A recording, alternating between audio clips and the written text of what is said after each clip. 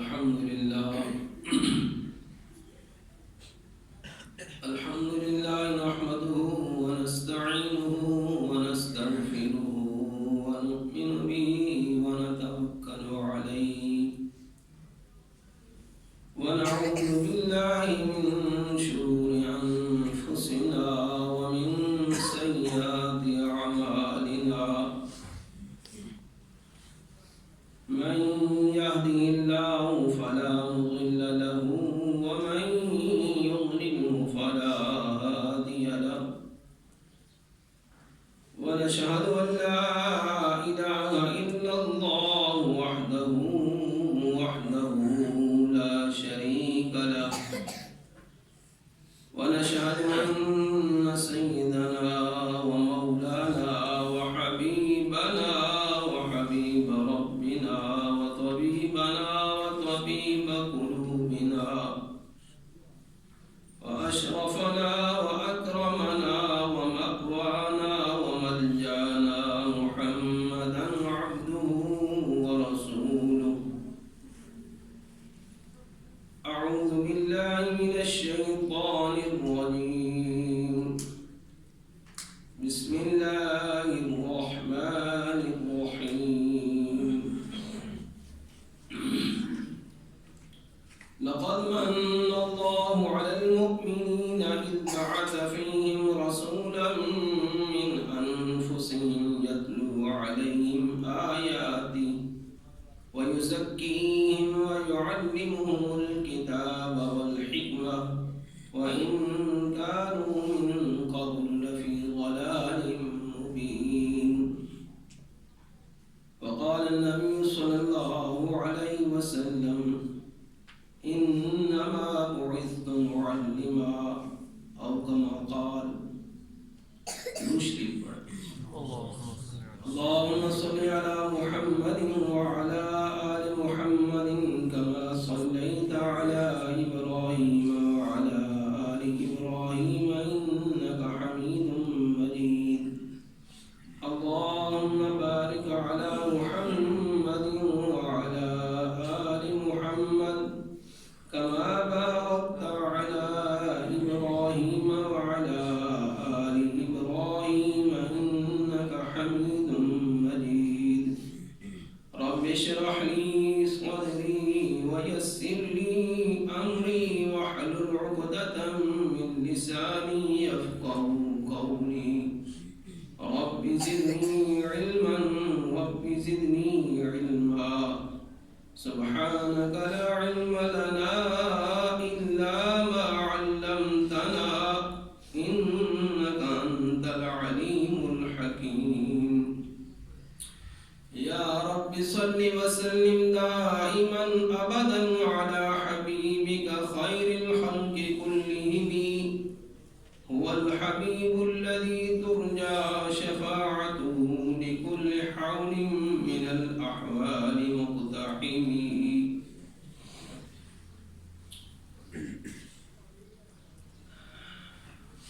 سب سے پہلے تو جو آپ حضرات تشریف لائے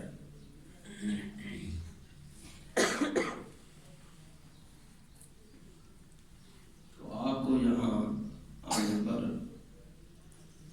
مبارک پیش کرتے ہیں. اللہ جل شانہ ہمارے اس تعلق کو قائم رکھے. تو دینی مدارس کے اعتبار سے تھوڑی سی گفتگو کرنی ہے تاکہ ہمارے اپنے ذہنوں کے اندر دینی مدرسے کا جو مقام مرتبہ ضرورت اس میں ہمیں شرح صدر ہو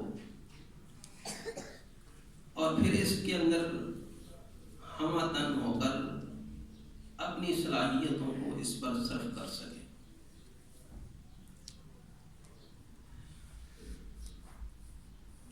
تو مدرسے کی بنیاد استاد ہوتا ہے.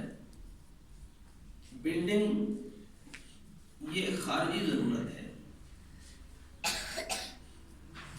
علم کے بغیر بھی مدرسہ ہو سکتا ہے۔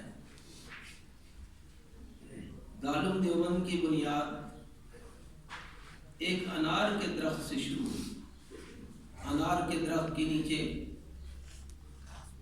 ملا محمود صاحب رحمۃ اللہ علیہ اور محمود الحسن صاحب رحمۃ اللہ علیہ استاد اور شاگرد بیٹھے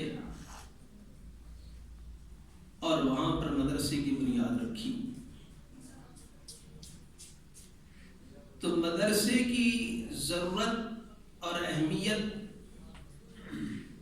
اس کے لیے سب سے مدرسے کی ضروریات میں سب سے پہلی ضرورت استاد اور معلم کی ہے، اور اس معلم کی ضرورت انسانیت کو کب سے ہے، کب تک رہے گی، کتنی ہے؟ تو اس کائنات کی، زمین و آسمان کی، اس دنیا کی ابتدا جس انسان سے ہوئی اس کو حضرت آدم علیہ السلام فرماتے ہیں، اور اللہ جل شانہ نے اس دنیا کی ابتدا جس انسان سے کی ہے وہ انسان نبی ہے اور معلم ہے۔ حضرت آدم علیہ السلام نبی ہیں، پیغمبر ہیں، اور انسانیت کی بنیاد یہاں سے شروع ہو رہی ہے، ابتدا یہاں سے ہو رہی ہے۔ اور حضرت آدم علیہ السلام کون سا علم لے کر آئے جس کی انسانیت کو ضرورت تھی اور جس کے بغیر انسان نہیں ہو سکتا؟ تو انبیاء علیہ السلام کو اللہ جل شانہ جو علم عطا فرماتے ہیں اس کو علم وحی کہا جاتا ہے، اور اس وحی کی ضرورت انسانوں کو کتنی ہے؟ اس وحی کے علم کی ضرورت اس انسانوں کو کتنی زیادہ ہے؟ تو وہ تو جس رب نے کائنات بنائی، انسانوں کو تخلیق فرمایا، انسانوں کو وجود بخشا، انسانوں کو وجود بخشا، اس رب کائنات نے ان انسانوں کی تربیت کے لیے وہ معلم بھیجے، اور معلم بھیجنے کے ساتھ ساتھ ان انسانوں کی تربیت کے لیے وہ علم بھی بھیجا، کیونکہ اس کائنات کے بنانے والے اللہ تعالیٰ ہیں، ان انسانوں کو بنانے والے اللہ تعالیٰ ہیں۔ ہمیں اور آپ کو اور ساری کائنات کو، سارے انسانوں کو وجود اللہ نے بخشا ہے، اور ہم اس وجود کے مالک نہیں ہیں۔ ہمیں یہ وجود بطور امانت غیبت عاریتاً عطا کیا گیا استعمال کرنے کے لیے۔ اس لیے ہمارے دل دماغ پورے جسم کے مالک اللہ ہیں۔ اس لیے کوئی انسان خودکشی کرے مسلمان تو اس کو سزا دی جائے گی، اس کو سزا دی جائے گی۔ کیوں دی جائے گی؟ اس لیے کہ یہ انسان خود اس اپنی جان کا مالک نہیں تھا جس کو اس نے ضائع کر دیا۔ اگر مالک ہوتا تو مالک کو اختیار ہوتا ہے کہ وہ اپنی چیز کو ضائع کر دے، اپنی چیز کو باقی رکھے، اس کو اختیار ہوتا ہے۔ لیکن انسان کو اس جسم کے ضائع کرنے کی اجازت قطعاً نہیں ہے، بلکہ اس کی حفاظت کا ذمہ دار انسان کو بنایا کہ ہم نے جو جو صلاحیتیں تمہیں دی ہیں، تمہیں پیدا کیا ہے، تمہیں قوت سماعت دی ہے، بصارت دی ہے، جو کچھ دیا ہے، ان تمام کی تمام چیزوں کی حفاظت کرنا، اس جسم کی حفاظت کرنا، یہ تمہارے ذمہ ہے۔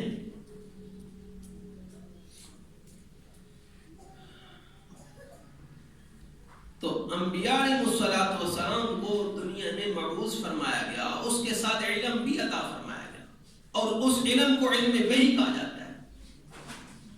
اس کی ضرورت انسانوں کو اتنی زیادہ ہے کہ اس علم کے بغیر انسان چاہے انجینئر ہو، پروفیسر ہو، ڈاکٹر ہو، سائنسدان ہو، جو کچھ بھی ہو،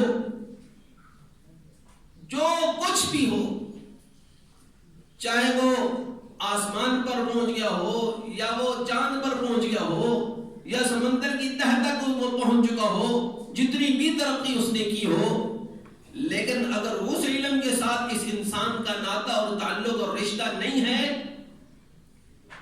تو بنانے والا اعلان کرتا ہے اولئک الانعام، کہ یہ جو نظر آ رہے ہیں یہ انسان نہیں ہے، یہ جانور ہے۔ اس لیے کہ انسانوں کو ہم نے بنایا ہے اور انسانیت کے اوپر چلانے کے لیے جس رہنمائی کی ضرورت تھی، جس علم کی ضرورت تھی، جس معلم کی ضرورت تھی، ہم نے اس کو دنیا میں مبعوث فرما کر حجت تام کر دی ہے۔ اب اس نے اس علم سے، اس معلم سے فائدہ نہیں اٹھایا تو فائدہ نہ اٹھانے کی صورت میں دنیا میں انسانوں کی لسٹ سے ہم نے خارج کر دیا، اور آخرت میں ناکامی اور آخرت میں جہنم کے اندر خالدین فیہا ابدا، ہمیشہ کے لیے، ابد الآباد کے لیے ہمیشہ یہ جہنم میں رہے گا۔ اب اس انسان کو ہمیشہ طور پر جہنم میں رہنے کی سزا دی گئی، کس بنیاد پر؟ اس بنیاد پر کہ جس معلم کو کائنات میں بھیجا گیا تھا اس معلم سے اس نے فائدہ نہیں اٹھایا، جس علم کو کائنات کے لیے ضروری قرار دیا تھا، فرض قرار دیا تھا، اس کی انسانیت کے لیے جس کو ہم نے لازمی قرار دیا تھا، اس علم کے ساتھ اس کا تعلق نہیں ہوا، اس معلم کے ساتھ تعلق نہیں ہوا، اس معلم اور علم کے ساتھ تعلق نہ ہونے کی بنیاد پر اس کو جہنم میں ہمیشہ ہمیشہ کے لیے رکھا جائے۔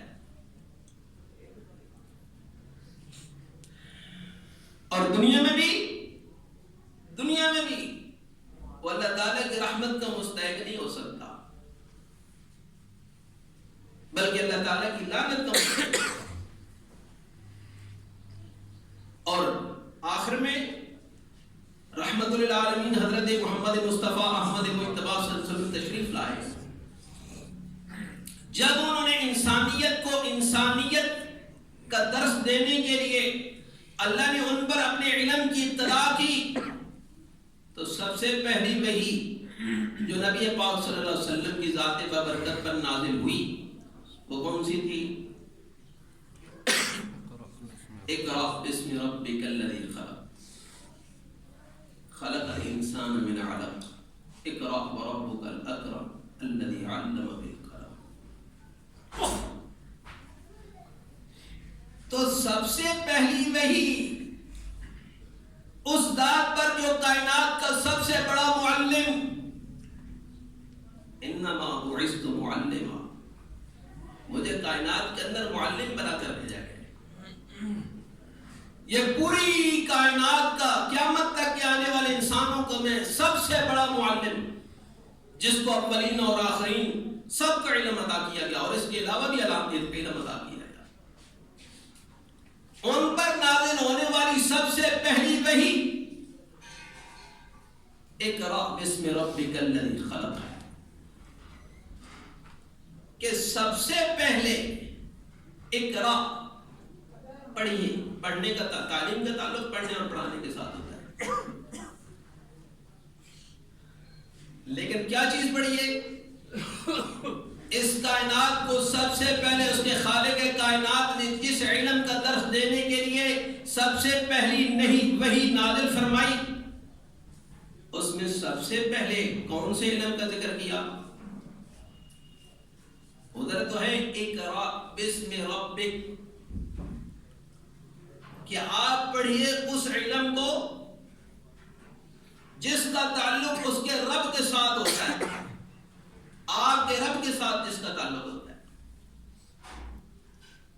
تو جس علم کا تعلق خالق کائنات کے ساتھ ہو، اس کی رضامندی کے ساتھ ہو، اور اس کی فرامین اور احکامات کی اوپر تابعداری کے ساتھ ہو، یہاں پر سب سے پہلے انسان، سب سے بڑے معلم حضرت محمد مصطفیٰ صلی اللہ علیہ وسلم، اور سب سے پہلی وحی جس پر ساری کائنات کے انسانوں کے بننے کا دار و مدار تھا، وہ سب سے پہلی جو وحی نازل کی گئی، اس کا تعلق علم دین کے ساتھ ہے، اس کا تعلق علم الہی کے ساتھ ہے، اس کا تعلق علم شریعت کے ساتھ ہے، اس کا تعلق علم طریقت کے ساتھ ہے، کہ یہاں اقرا، بعض لوگوں نے یہاں پر دھوکہ کھایا کہ انسانیت کے لیے انہوں نے علم کو لازمی قرار دیا کہ بغیر علم کے انسان جاہل ہے، نادان ہے، بے وقوف ہے، کم عقل ہے۔ یہ تو انہوں نے سمجھ لیا اس اقرا سے، اس لیے انہوں نے کہا کہ اس کے لیے علم کی ضرورت ہے، بغیر علم کے نہیں انسان ترقی نہیں کر سکتا۔ یہ بات تو ٹھیک ہے، لیکن دھوکہ کہاں کا آیا؟ غلطی کہاں سے ہوئی؟ غلطی آگے اس علم کی تعیین کرنے میں ہوئی۔ ادھر قرآن مجید میں اور ادھر وحی الہی میں سب سے پہلی وحی میں جس علم کا ذکر کیا گیا، اقرا بسم ربک الذی خلق ہے،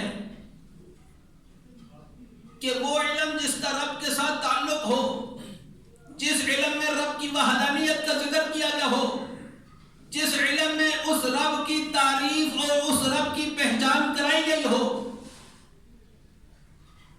اس علم کا ذکر تھا۔ لیکن انہوں نے کیا کیا؟ اقرا لے لیا اور نام بھی لے کر رکھ لیا اقرا۔ لیکن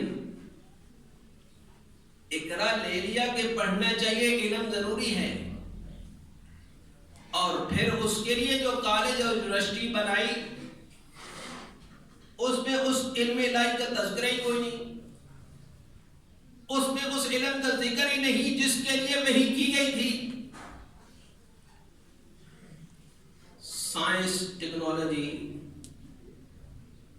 اور اس کے علاوہ ریاضی، بیالوجی، کیمسٹری، جتنا بھی علم ہے، جس کو علم کہا جاتا ہے اور جس کے لیے کہا جاتا ہے کہ بغیر علم کے انسان ترقی نہیں کر سکتا۔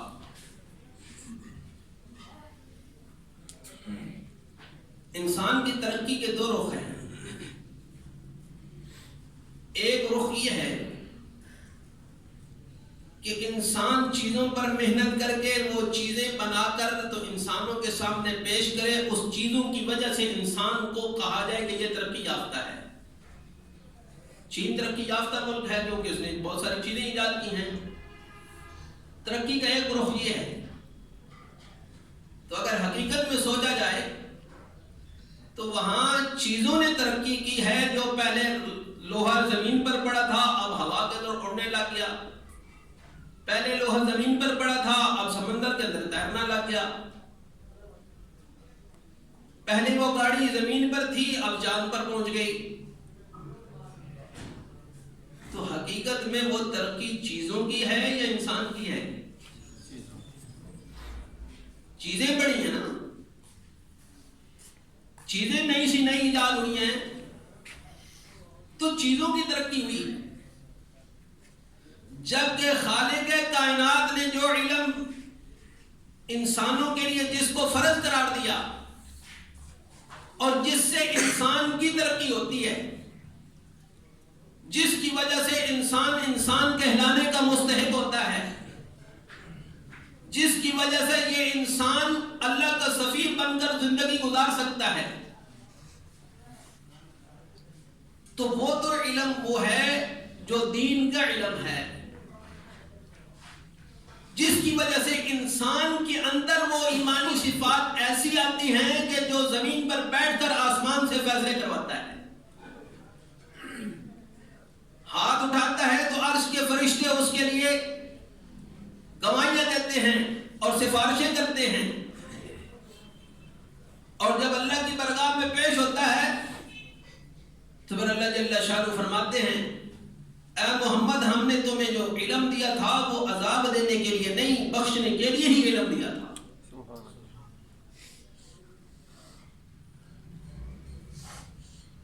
تو انسانوں کو ضرورت جو فرض عین کے درجے میں تھا، جس کے بغیر انسان انسان نہیں، جس کے بغیر انسان دنیا کی پریشانیوں سے بچ نہیں سکتا، جس کی وجہ سے انسان آخرت کے عذاب سے بچ نہیں سکتا، وہ علم جو ضروری تھا، ہر مسلمان کے لیے ضروری تھا، وہ علم دینی علم تھا۔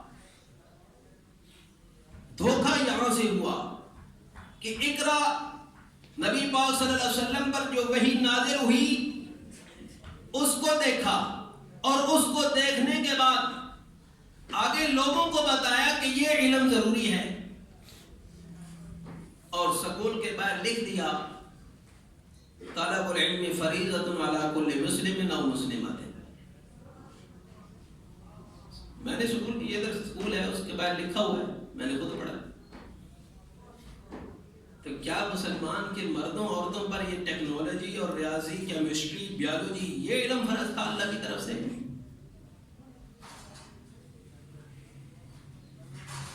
تو آپ جو کام کر رہے ہیں یا جو مدرسہ ہے،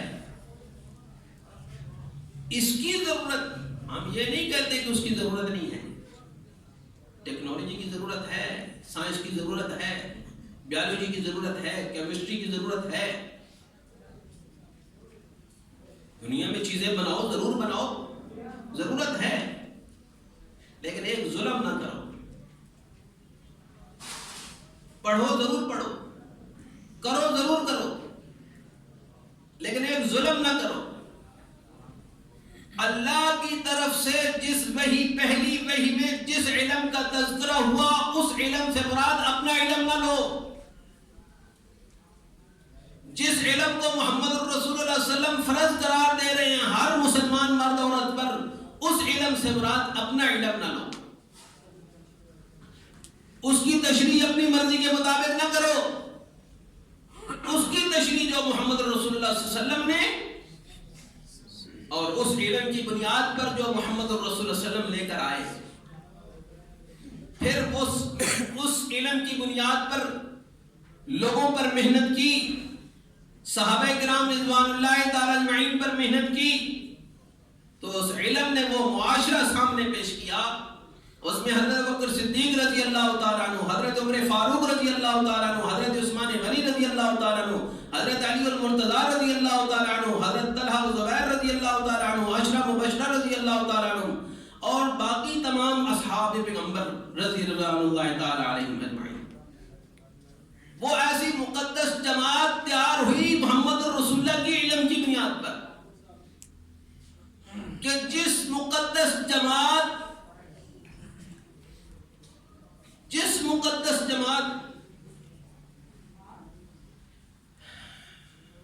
مبارک جماعت، مقدس جماعت کے مقابلے میں ساری کائنات اگر زور لگائے تو صحابہ کرام رضوان اللہ تعالی اجمعین کے جوتوں کی خاک کے برابر نہیں ہو سکتے۔ حضرت عبداللہ بن مبارک رضی اللہ تعالیٰ عنہ سے پوچھا کہ حضرت یہ بتائیں کہ خلیفہ عمر بن عبدالعزیز رحمۃ اللہ علیہ کا درجہ زیادہ ہے یا حضرت امیر معاویہ رضی اللہ تعالیٰ کا درجہ زیادہ ہے؟ اور عبداللہ بن مبارک کون آدمی ہے؟ امام بخاری کے استاد ہیں۔ انہوں نے فرمایا آپ پوچھتے ہو کہ خلیفہ عمر بن عبدالعزیز اور حضرت امیر معاویہ کے درمیان میں کتنا فرق ہے، کیا کون کتنا درجہ ہے؟ تو فرمایا حضرت امیر معاویہ رضی اللہ تعالی عنہ جہاد کے اندر حضور نبی کریم صلی اللہ علیہ وسلم کے ساتھ جہاد، تو جہاد کے اندر جس گھوڑے پر سوار تھے اس گھوڑے کی ناک کے اندر جو مٹی اور گرد و غبار جمع ہوا، عمر بن عبدالعزیز جیسے 100 انسان بھی حضرت اس گھوڑے کی ناک کی مٹی کے برابر نہیں ہو سکتے۔ یہ کس علم کی بنیاد پر تھے؟ یہ اس علم وحی کی بنیاد پر انہوں نے اتنا درجہ کمایا ہے۔ اور آج ہم رضوان اللہ تعالی اجمعین کہتے ہیں، اور آج وہ ہمارے ایمانوں کا حصہ ہیں، تو اس لیے ضرور دوسرے پڑھو، لیکن میں کہنے کا مقصد صرف اتنا ہے کہ ظلم نہ کرو، جس کا جو درجہ ہے اس کو وہی رکھو۔ کیمسٹری پڑھو لیکن اس کو فرض عین مسلمانوں کے لیے نہ کہو، فرض عین وہ ہوتا ہے کہ جس کے حاصل نہ کرنے پر اللہ کی طرف سے سزا ہوتی ہے. فرض آپ نے نہیں کیا، فرض عین کرنا اللہ نے ہے. نماز فرض ہے یا نہیں؟ تو نماز اگر جو آدمی نہ پڑھے تو ایک نماز کے چھوڑنے پر کتنے، کیوں جی 2,88,00,000 سال جہنم میں جلنا پڑتا ہے ایک فرض عین کے چھوڑنے پر.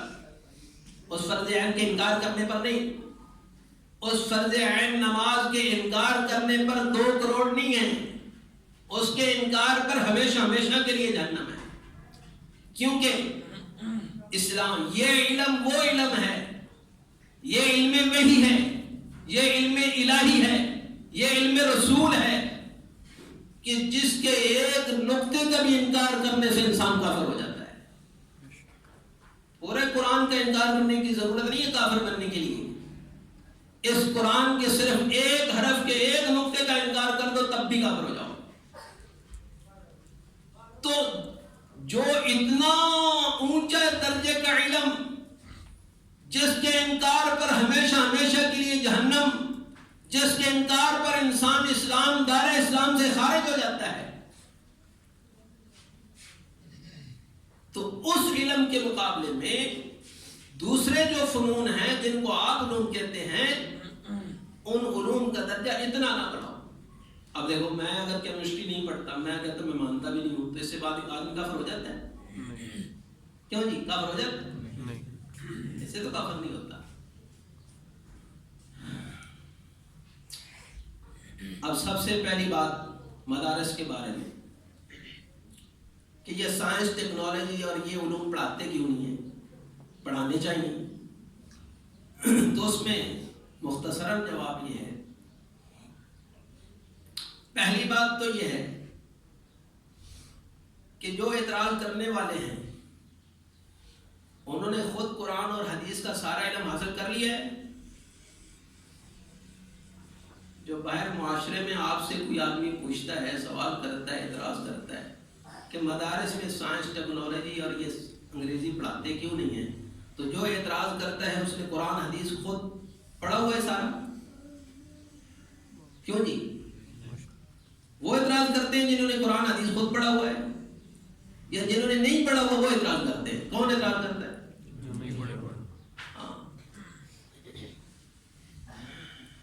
جس نے خود قرآن اور حدیث کا علم نہیں پڑھا اس لیے اس کے مقام کو جانتا نہیں ہے. اگر مقام کو جانتا ہوتا تو اس کا علم ہوتا کہ مسلمان کے لیے پہلے قرآن اور حدیث کا علم ضروری ہے، بعد میں دوسرے علوم شروع کرو. اور پھر وہ اس کو اتنا نہ بڑھاتا اور قرآن اور حدیث کی تعلیم کو اتنا نیچے نہ کرتا. تو جو حضرات یہ اعتراض کرتے ہیں ان کے لیے مختصراً جواب یہ ہے کہ پہلی بات تو یہ ہے کہ مدارس میں بنیادی طور پر سائنس اور بنیادی طور پر کچھ انگریزی اور حساب ریاضی، وہ تو میٹرک کا تعلیم وہ مدارس کے اندر جاری ہو چکی ہے. اب یہاں بھی نامی دسویں ہوتی ہے، 8ویں بھی ہوتی ہے، نامی 10ویں بھی ہوتی ہے، خیر المدارس میں ہوتی ہے.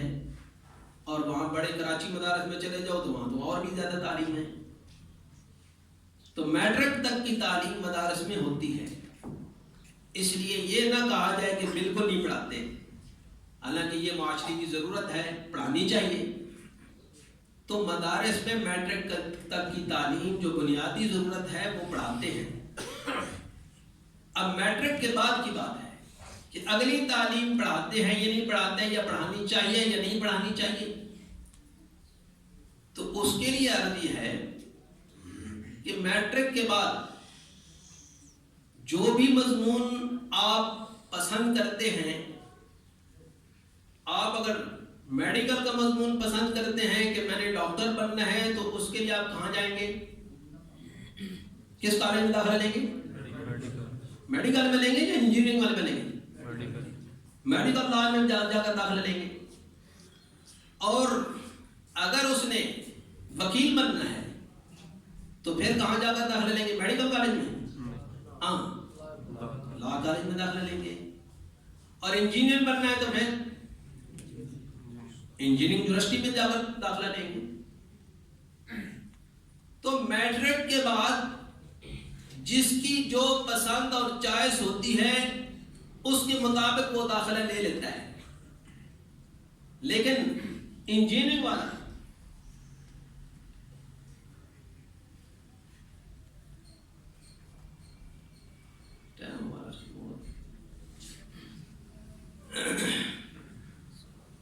تو جس طرح وہاں آگے شعبے مختلف ہو جاتے ہیں، سکول وہاں کالج مختلف ہو جاتے ہیں.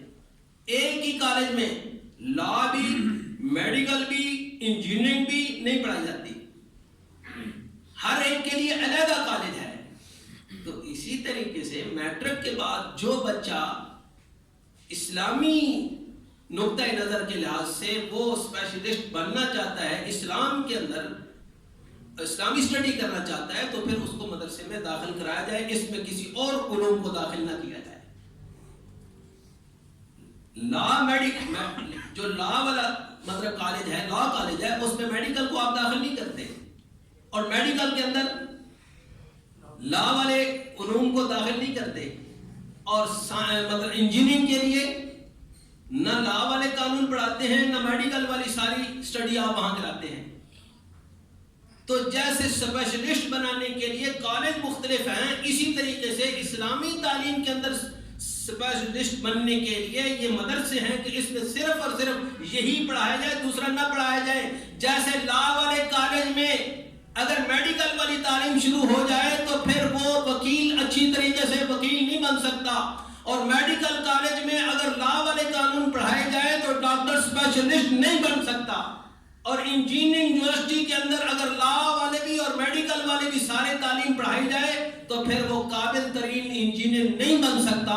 تو ایسے ہی مدرسے کے اندر اگر دینی تعلیم کے اندر اگر صحیح طور پر اسلامی پوری کی پوری صرف اور صرف اسلامی کتابیں نہ پڑھائی جائیں تو پھر وہ صحیح مولوی بھی نہیں بن سکتا، وہ مفتی بھی صحیح نہیں بن سکتا. بات ٹھیک ہے غلط ہے؟ مشرف کے دور میں گورنر پنجاب نے دورہ کیا جامعہ اشرفیہ کا، اور وہاں جا کر تقریر کی، اور تقریر میں کہا کہ کاش کہ آپ لوگ سائنس اور ٹیکنالوجی پڑھتے کہ آج ہمارا ملک پوری دنیا میں سائنس اور ٹیکنالوجی کے اعتبار سے 100 صدیاں پیچھے چلا گیا. یہ بات کہاں کی؟ جامعہ اشرفیہ میں کی. تو گورنر صاحب سے پوچھو، بھائی گورنر صاحب ان مولویوں نے تو یہ کہا تھا کہ ہم قرآن اور حدیث پڑھائیں گے، ہم فتوے والے علم پڑھائیں گے، انہوں نے ٹیکنالوجی اور سائنس کا تو انہوں نے کہا نہیں تھا. آپ ان سے مطالبہ کر رہے ہیں کہ اگر آپ پڑھتے تو پھر ہمارا ملک باقی ممالک سے 100 صدی پیچھے نہ جاتا. تو یہ سوال تو آپ کو کسی یونیورسٹی میں جا کر کرنا چاہیے تھا کہ ہم آپ پر کروڑوں اور خربوں خرچ کر رہے ہیں تاکہ آپ اچھی طرح سائنسدان بنیں اور ٹیکنالوجی حاصل کر کے ملک کو ترقی دے کر باقی ممالک سے آگے لے کر جائیں. یہ بات تو یونیورسٹی کے طلباء سے پوچھنی تھی کہ جو ذمہ داری تم پر ڈالی تھی ان کے استادوں اور ٹیچروں اور پروفیسروں سے پوچھنی تھی کہ ذمہ داری تمہارے اوپر سائنس اور ٹیکنالوجی کی تھی، تم نے لاپرواہی کا ثبوت دیا، تم نے بے توجہی کا ثبوت دیا، تم نے عدم محنت کا ثبوت دیا، اور تم نالائق رہے جس کی وجہ سے ملک باقی ممالک سے 100 صدی پیچھے چلا گیا. سوال مولویوں سے کرنا تھا یا اپنی یونیورسٹیوں سے کرنا تھا؟ بھائی مولویوں نے جس کام کا کہا تھا، بیڑا اٹھایا تھا کہ ہم حافظ دیں گے. آج بھی اخبار میں لکھا ہوا ہے کہ ایک سال میں 72,805 حفاظ وفاق المدارس والے نے اس سال لیے. ایک سال میں 72,805 حفاظ ہر جگہ. اور جو تبلیغی مدارس ہیں جو پڑھا رہے ہیں اور سرحد میں جو بغیر وفاق کے پڑھا رہے ہیں وہ اس کے علاوہ ہیں. اور آج ہر بستی میں، ہر قریہ میں، ہر شہر میں، ہر مسجد میں حافظ مل جاتے نہیں مل جاتا. تو جو ہماری ذمہ داری تھی ہم تو پوری کر رہے ہیں.